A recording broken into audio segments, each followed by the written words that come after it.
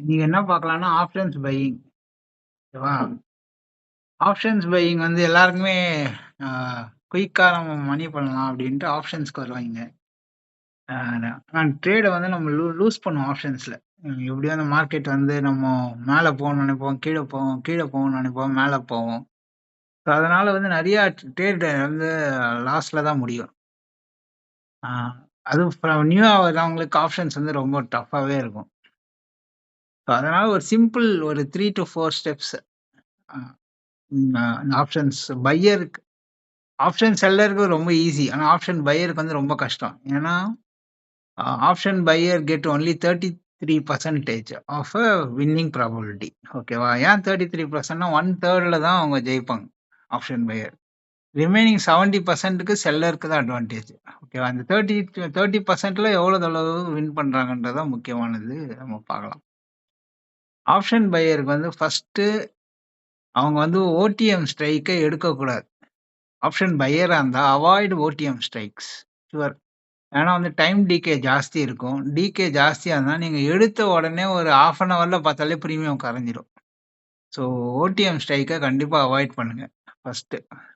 இப்ப வந்து 26,000 எக்ஸாம்பிள் வந்து நிஃப்டி 26,000னா அந்த ஏடிஎம் ஸ்ட்ரைக் எடுங்க. At the money ATM strike எடுங்க.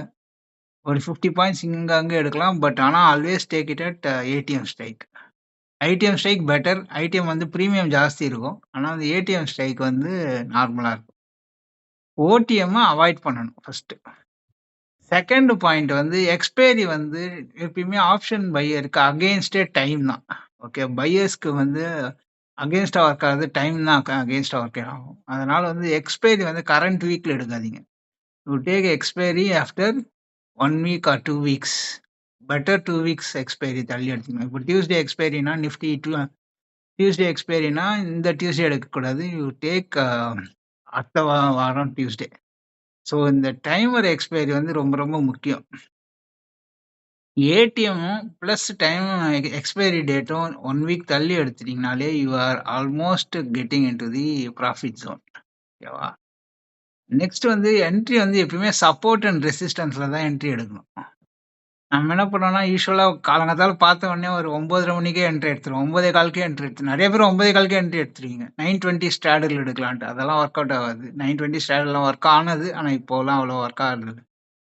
அதனால வெயிட் பண்ணுங்க. என்ட்ரி வந்து சப்போர்ட் ஆர் ரெசிஸ்டன்ஸ்க்கு வர வரைக்கும் வெயிட் பண்ணுங்க. 3 minutes R 5 minutes 5 minutes time தான் ப்ரிஃபர்ட். ஸோ 5 மினிட்ஸ்ல என்ட்ரி எடுங்க. 5 மினிட்ஸ் சப்போர்ட் ரெசிஸ்டன்ஸ்ல என்ட்ரி எடுங்க. கண்டிப்பா நீங்க ஜெயிப்பீங்க.